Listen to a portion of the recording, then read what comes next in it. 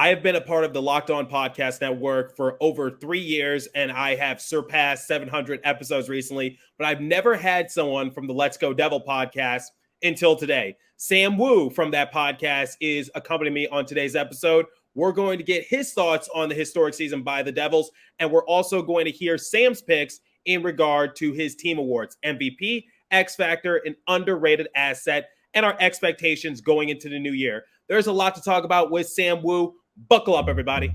You're Locked On Devils, your daily podcast on the New Jersey Devils. Part of the Locked On Podcast Network, your team every day. Hi, this is Bryce Salvador, and you're Locked On Devils with Trey Matthews. Scores! Oh, Steven stepped up, nailed him. Brodor's got the puck. What a shot. The Devils win the Stanley Cup. Alrighty now, what is up, New Jersey? Welcome back to the Locked On Devils podcast here on the Locked On Network. I'm your host, college hockey play-by-play announcer, Devils writer for Pucks and Pitchforks, and also part-time credential media member, Trey Matthews. I am joined alongside Sam Wu, one of the co-hosts for Let's Go Devils podcast. And Sam, I've been a part of Locked On for over 3 years. I have surpassed 700 episodes, and this is the first time that I've ever had someone from the Let's Go Devils podcast collaborate with me on an episode, and I'm glad you're here. Obviously, you're very popular on the Devils discourse, but before we get into all that, how you doing? Great. And Trey, thank you for having me on. Better late than never. We had a nice dinner at Chickies and Pete's a few weeks ago, and it's been quite the talk of your meal that you posted on social media. Absolutely. I said we were having a business meeting. Of course, I put that in quotation marks because it wasn't an actual business meeting. It was just two guys having dinner.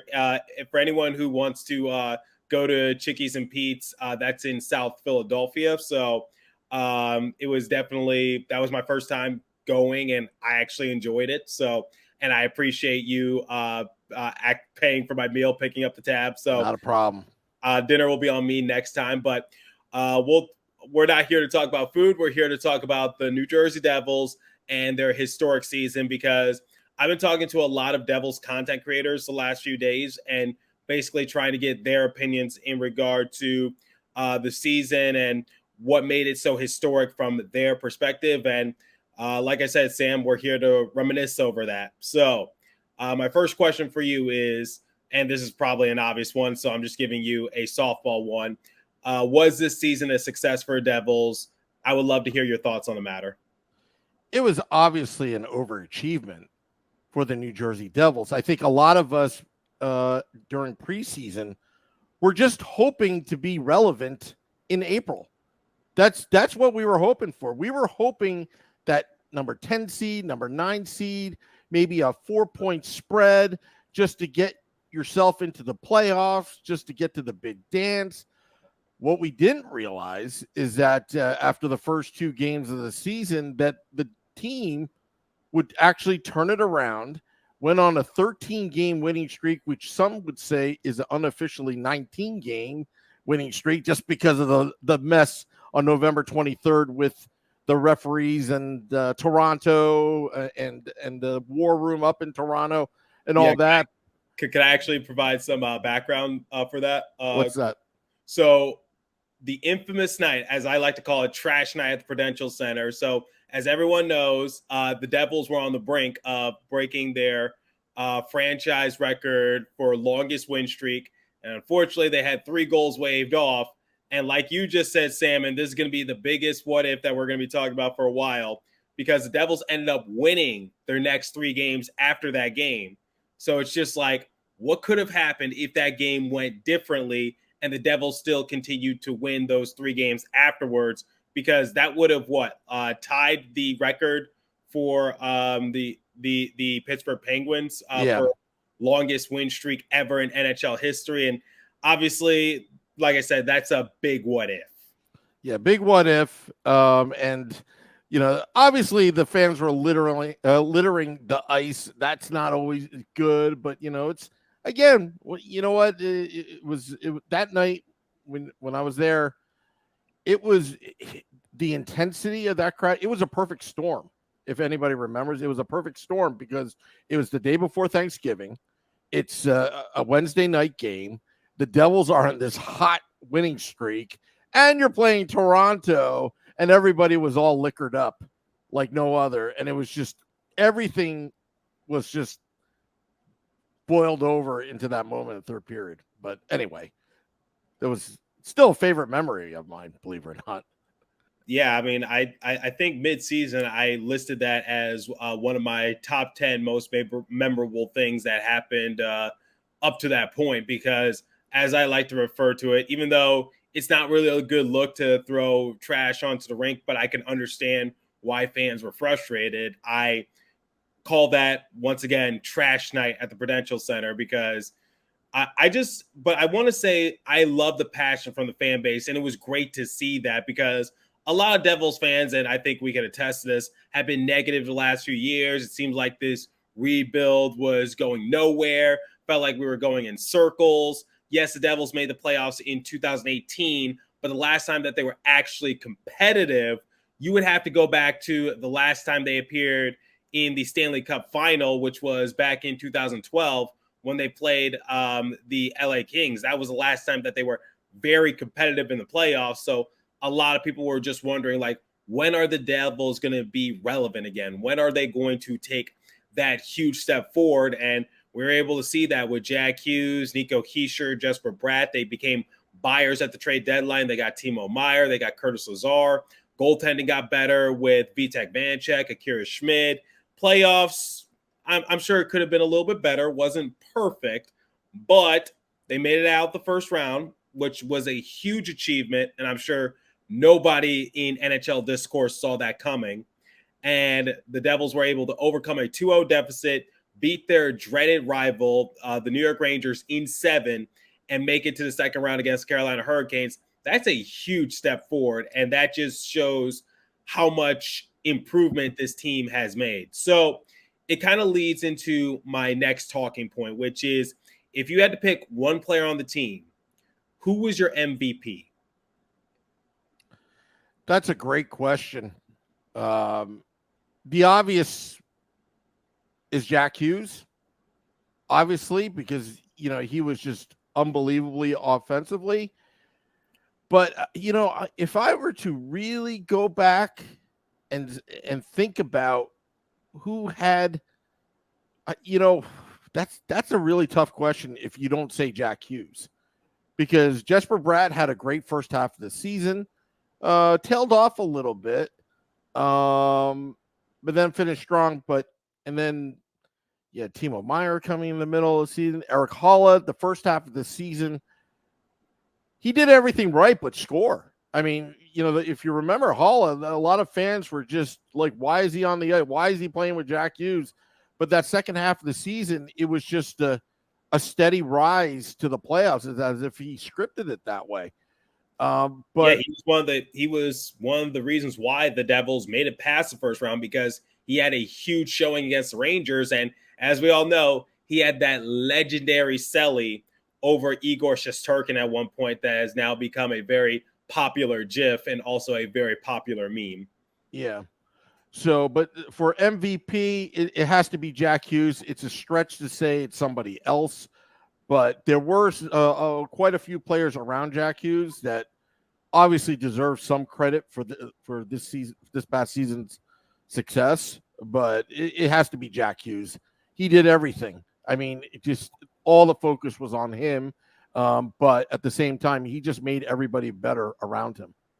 So not too long ago, I actually spoke with Christy Flannery of the Hockey News, and we were both talking about the matter, and we both agreed that Jack Hughes was our MVP. And Christy said like what his impact was for a team. I talked about his narrative, which was like, going into the season, a lot of people had doubts for Jack Hughes outside of the Devils fan base. Like, people were questioning, is Jack actually going to be this? Is he going to be that? Because he even said it during his exit interview when I was talking to him.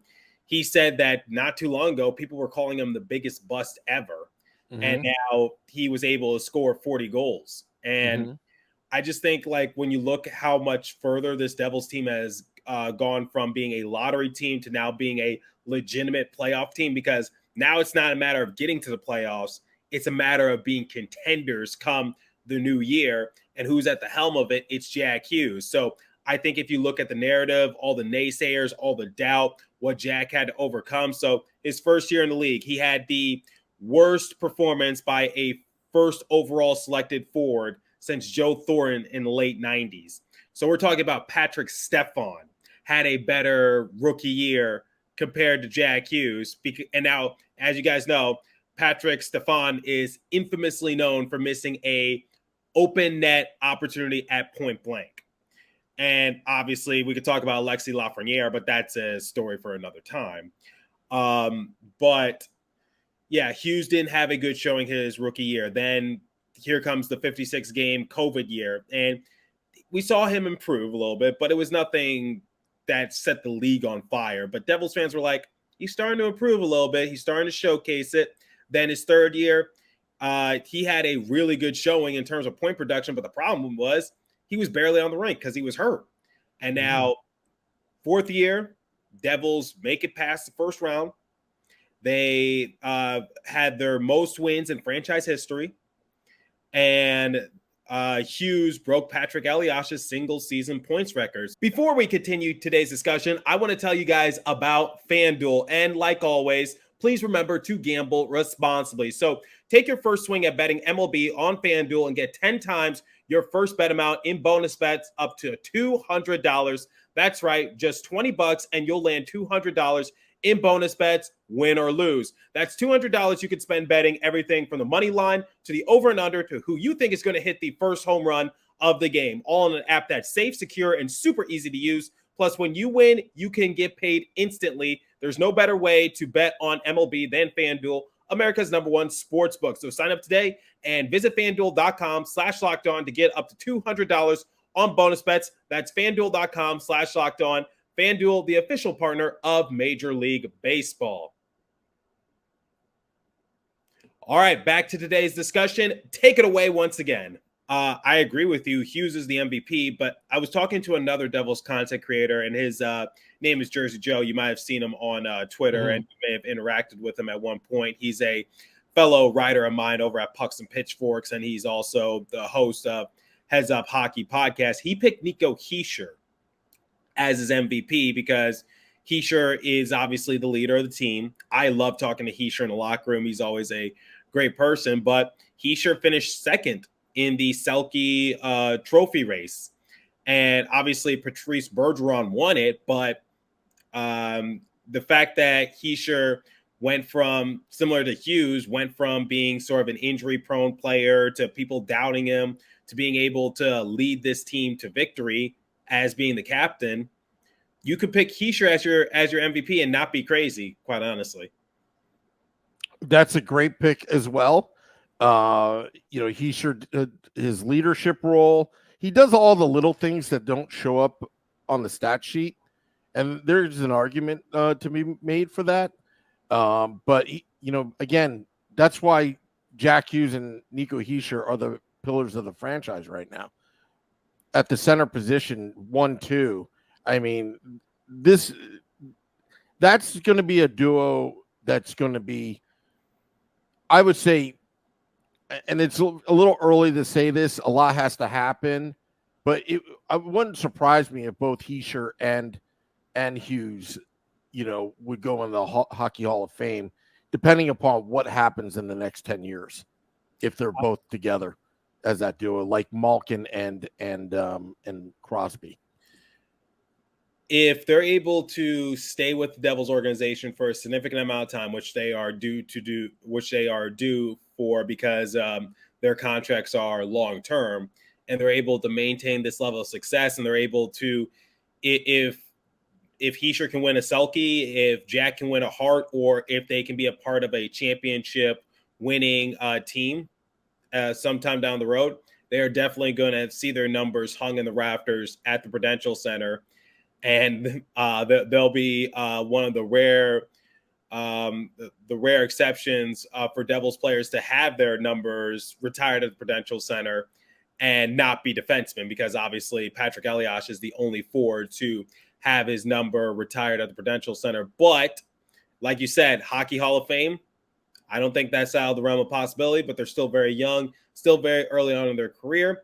And this kind of segues into my next question. Let's look at someone who is an X factor for the team. So an X factor, I like to think, is someone who is not the most praised, but at the same time, they're not underappreciated. They're somewhere in that happy medium, which is if they do well, they get their roses, they get their recognition. But at the same time, sometimes you might forget about them. It's sort of in that middle part. So if you had to pick one player, who is a big X factor for the Devils? John Marino. Absolutely John Marino on the blue line. He took care of business defensively. He may not put up the kind of numbers like Dougie Hamilton would on the power play and nearly 80 points on the season. But John Marino was the biggest gain of the previous offseason when they made that trade for Ty Smith for Marino coming to New Jersey. His cap number is good. He's signed long-term. He's young. You saw him on that last shift against Carolina, bloodied up after getting hit in the face with a puck, but still went out there. That kind of leadership, that quiet leadership, leading by example, is infectious, and the rest of the team will follow in his footsteps, and just that grittiness. But also he can play. He's right-handed defenseman. He can skate very well. He can skate with the rest of them. That's the first name that comes in my mind in terms of the X factor on offense. Now, I'm sorry, on defense. But on offense, I like to say Eric Holla. I mean, I think he's an underrated player. I mean, a lot has, the media likes to get that comparison with him and Pavel Zacha, just like how we were, a lot of fans were talking about Ty Smith and John Marino. But Eric Holla has the respect of Jack Hughes. And Eric Holla was doing all the little things right. And he even dropped the gloves when he needed to. So he's kind of like that interchangeable part. Kind of reminds me of when Sergei Brylin played, for the Devils. Just, one of these guys that, you can plug him in anywhere, whether it's wing, center, being a leader, or scoring that, big goal or getting those chances, putting the pressure on net. Eric Holla was, that X factor. When he was on, the team did well, and you saw that in the first round of the playoffs. So you are the first person who I've talked to who picked two X factors, and I think you're right for both of them. So obviously Eric Holla, he's sort of like that Swiss Army knife. He's penalty killing. He's sometimes contributing on a power play. So special teams is definitely a priority, but at the same time, he does face-offs. He does the little things. And you talked about this. People were wondering, why was he paired alongside Jack Hughes early on in the year? Well, the reason for that was because he does the little minuscule things so that way Hughes can have some pressure lifted off his shoulders. So that way Hughes doesn't have to work the corners. Hughes doesn't have to do the face-offs. Jack can focus on Jack, and Eric could sort of be like that shield, that protector. And we saw Holla really step up his game in terms of scoring towards the end of the year, and it was on full display during the playoffs.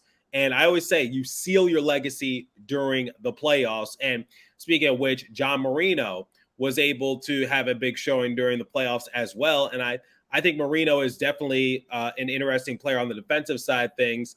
And I think a lot of people should definitely factor in that the Devils' blue line, while it's not going to generate the most offense because we're going to rely on Dougie to do that, they certainly know how to hold down the fort, because in this day and age, what's so big about a defenseman nowadays? It's just like people want two-way defensemen, but the Devils are kind of shying away from that. They're kind of looking for defensemen who really just focus on defense, and that's sort of their culture ingrained in them. So people like Jonas Siegenthaler, John Marino, now you add Kevin Ball to the mix. These are players that their offense is not really going to light the league on fire, but even though they're not producing the points, they're not slowing down the offensive execution.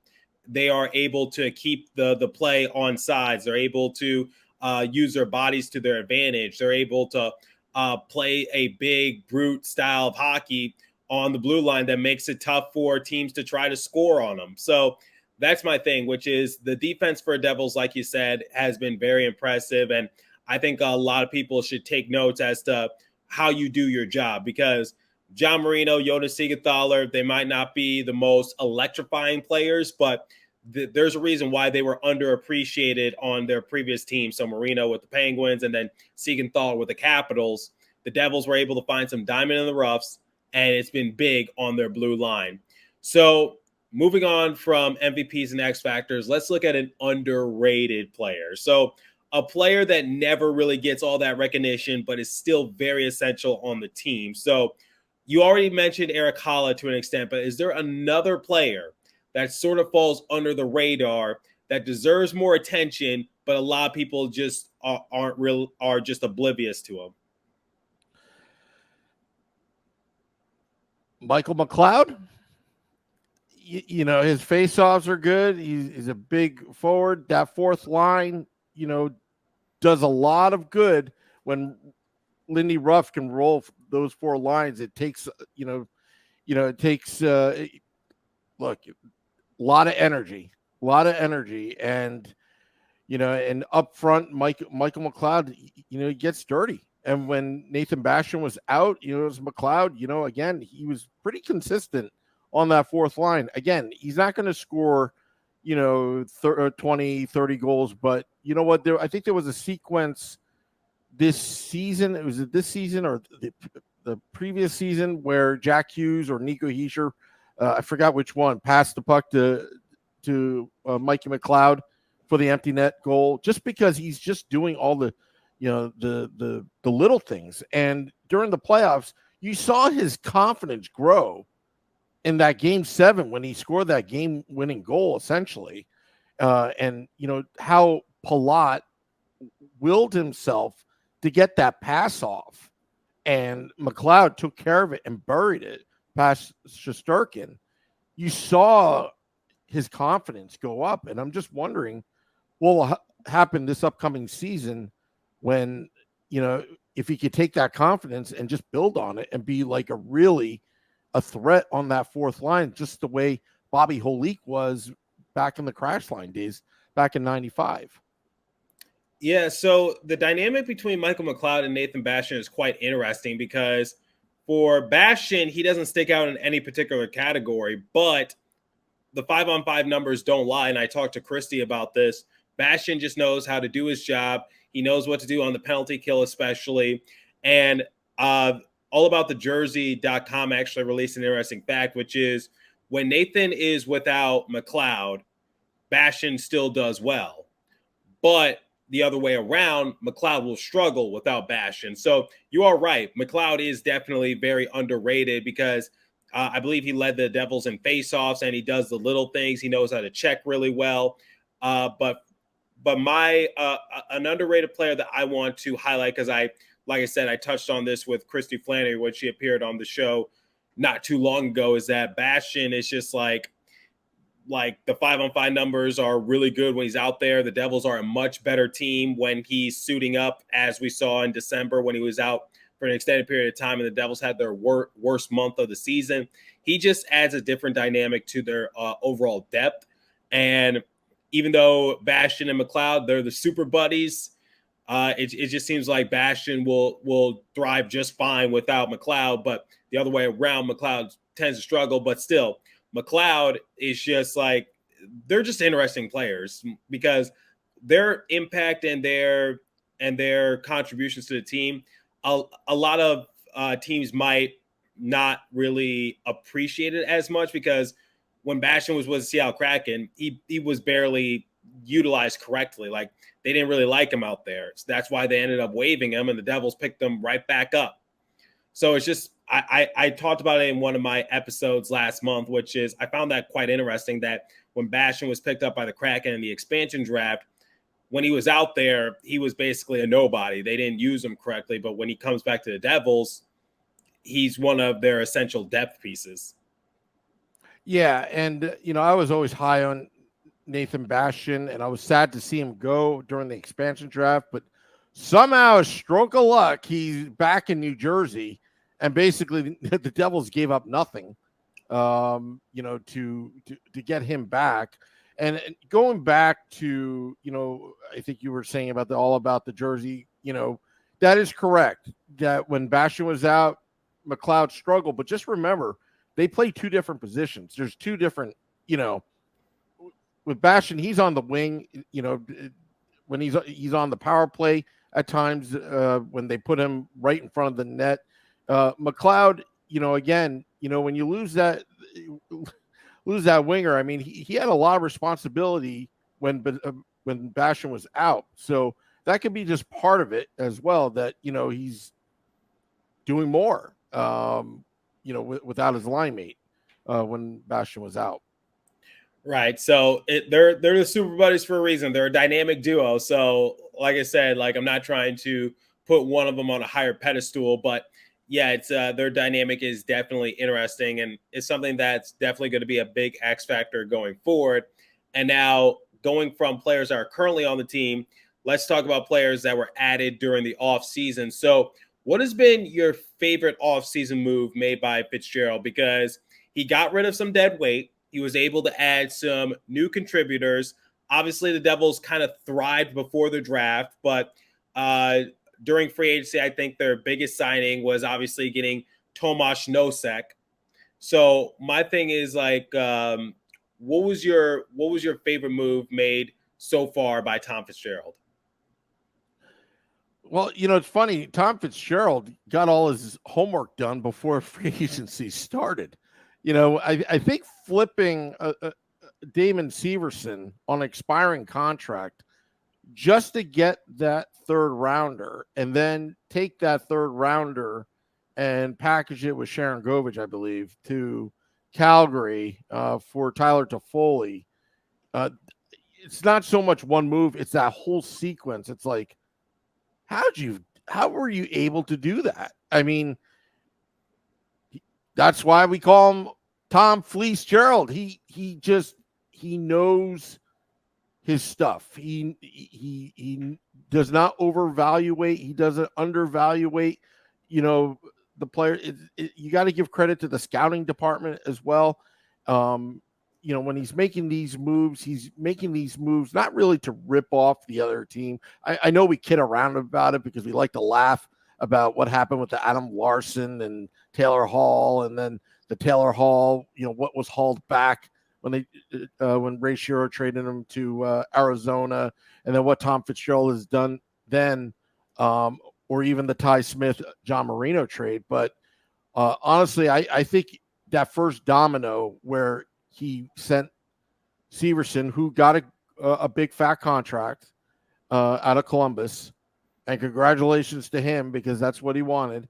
But just to get an asset back when Columbus could have just waited to July 1st, but was able to pull that off and then pull off the Toffoli trade.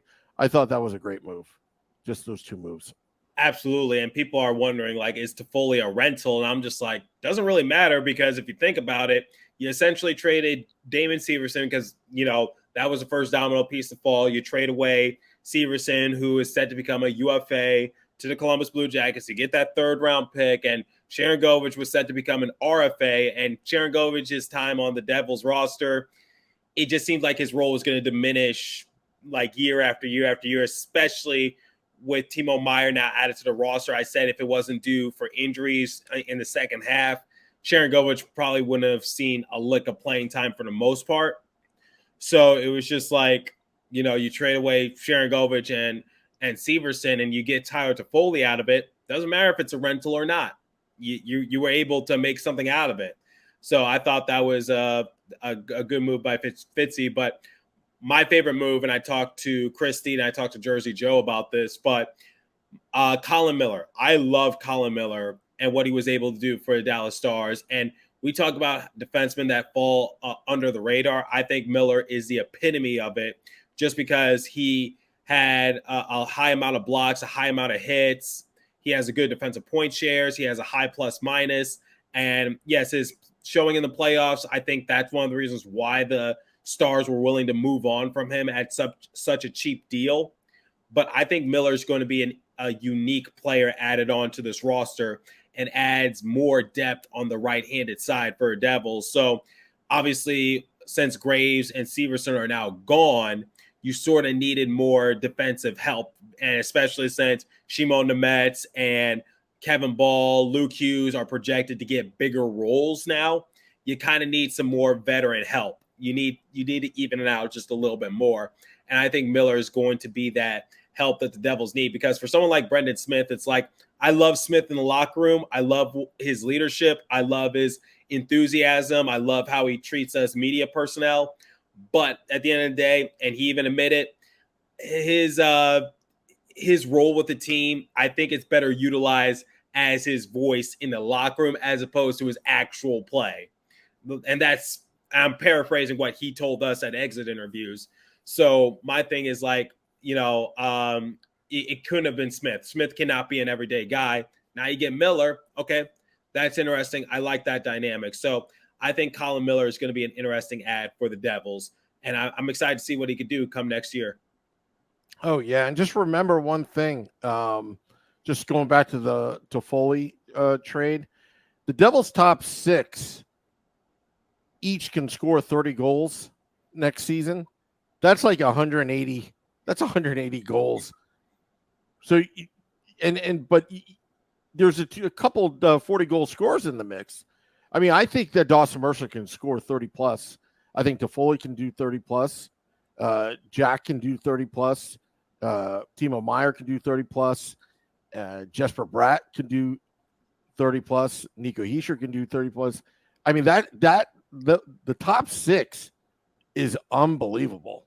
And I think that's what it just exponentializes how big of a threat offensively the Devils are, with that trade. Now, with Colin Miller, I'll tell you what, that's a great value trade, because you're trying to replace Ryan Graves and Damon Severson, and with potentially 2 rookies, but having that veteran presence there without having to give up much to get him, and the cap number looks pretty good as well. I think that was an excellent move. That, again, just one of those small underrated moves that doesn't have the headlines. I think could make a pretty big difference on the blue line. Okay, last question. Expectations going into the new year. I want to get your way too early thoughts on the matter. Expectations of the new. I think the Devils are going to make it to the Eastern Conference Finals. And I think there's going to be a painful lesson learned, but it's going to be something that will springboard them into a Stanley Cup in 2025.